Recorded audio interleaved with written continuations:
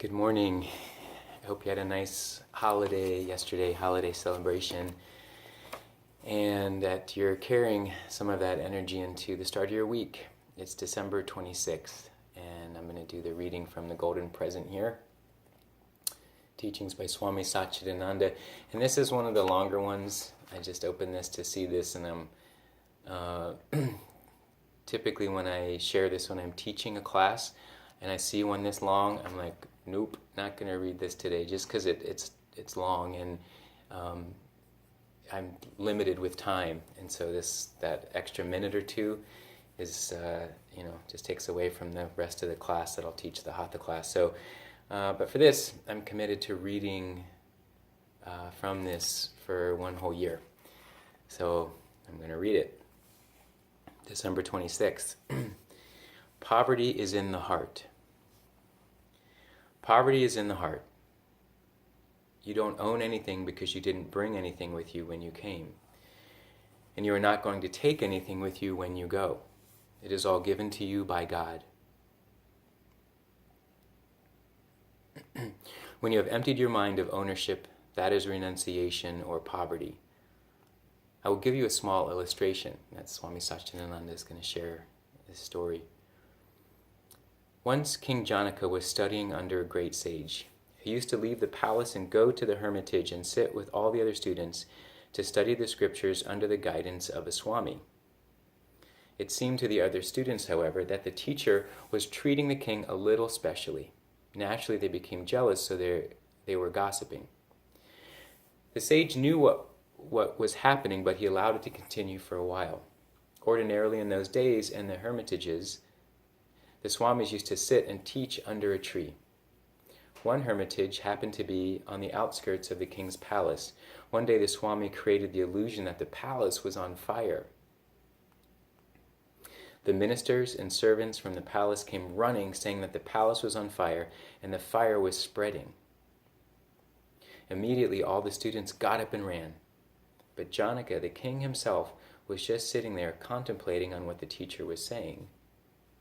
The swami was talking about the steadiness of the spirit, and Janaka was contemplating on that. He didn't even hear what was happening. So all the other students got up and ran. After a few minutes, though, they all came back saying, "It was just a false alarm. There's no fire at all. We don't know what happened." The swami said, "Ah, is that all? Thank God. Okay, sit. But when the palace was on fire, why did you people run to put the fire out? The palace is far away. Are there not people there to do those things?" "Oh no, we weren't worried about the palace, but our loincloths were hanging on a line very close to the palace, so we just ran there to save them." "I see. Do you know who is the owner of the palace?" "Yes," said the strange man. "He didn't even notice. He was just sitting here the whole time." And then the teacher said, "You see, you were attached to your loincloths and ran to save them, whereas he just sat here. He didn't even run to save his palace. So who is rich here and who is poor? All you renunciants have is a loincloth. But he doesn't even have that much. He is really the poor man. Nothing can shake him." King Janaka simply answered, "Well, there are people there to take care of it. This is a precious moment for me. Why should I go?" Then the others realized how attached they were and got the lesson. It's not possessions that make you rich. Even attachment to a begging bowl can make you a householder, whereas you can have a big family and still be a renunciate. It's the attachment that makes the difference. So we should learn to empty our minds of the attachment, not of the things. Yeah, that's it right there. We should learn to empty our minds of the attachment. So it's not like we have to give up. When we talk about non-attachment, it's not this idea that we shouldn't have things. That's what I really like about Swami Satchidananda's teachings, is that he doesn't speak about in order to be a dedicated yogi that you have to go into a cave and meditate for the rest of your life. He's very much about being in the world and being of service and sharing the teachings through action, through being in and amongst life and daily life rather than avoiding it. So, yeah, it's not that I shouldn't want to have certain things. It's just, what is my relationship to that? How attached am I getting? And it certainly is a challenge. There can be certain things I'm attached to. This room, for example, is my living room, and many times I've thought about completely changing it around and getting rid of a lot of things, and I'll start going around and I'm like, no, no, not that. Okay, no, not that. And I end up, getting rid of nothing. I keep everything. So I guess I'm kind of attached to it all. But then there are times I think about, what if I would have, what if there was a fire in my apartment and I lost everything? And this has happened to some friends of mine.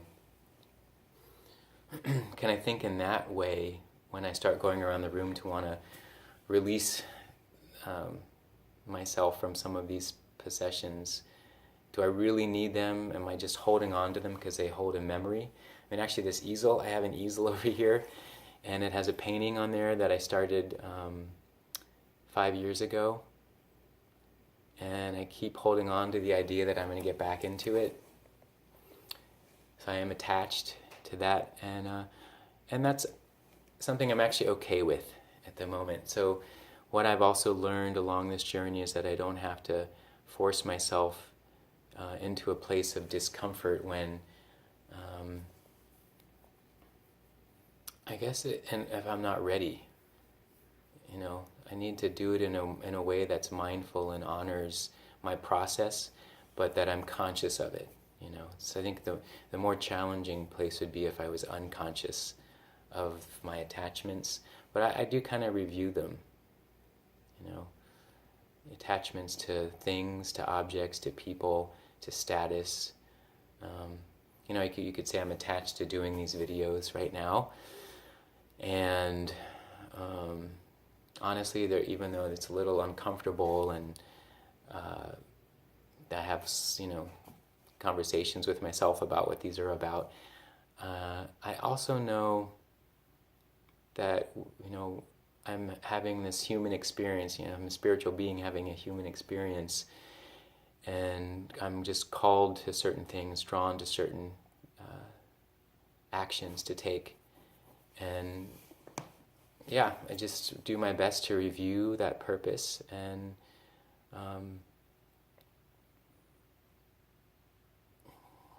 not think too much about it. I mean, probably do think a lot about it, but I do try to bring a lot of this into my meditation, so that there's that quiet space where I'm not distracting myself with all kinds of things, and which is disabling me from recognizing things that need to bubble up and be called to my attention. When I'm in that meditation space and I'm meditating, I feel like a clearer picture becomes available to me, and it's as clear as it can be in the moment. I think it keeps getting more and more clear over time. I was attached to when I heard about George Michael's death. It's just like, oh no, I don't want to hear something like that. He was only 53. I believe that's what he was, and there's that first feeling of like, oh no, that's terrible. This whole world is, it spirals into this thinking. But that's a kind of an attachment of me wanting the world to work a certain way, or for me to feel like I have more control over the way things unfold than I really do. There is some other force that's governing this in my mind. That's my way of honoring these things that are happening rather than meeting them with anger and frustration. And he's liberated, He's left his body, and I believe that he merges with a divine essence or divine source, and he's at peace. It's all good there. It's all of us that get to come to terms with what this means to us, and that's something that I believe is a message for us to learn about who we are, what we believe, what we see through our own eyes. what we express through our hearts and through our experience of being on this planet, being in community. So that's my share for today. Tuna is totally asleep. She was around earlier and during my morning meditation. She was quite loud actually, and I thought, oh boy, it's going to be one of those videos, but I guess she's chilling. All right. Well, have a great start to your week, and thanks again for tuning in.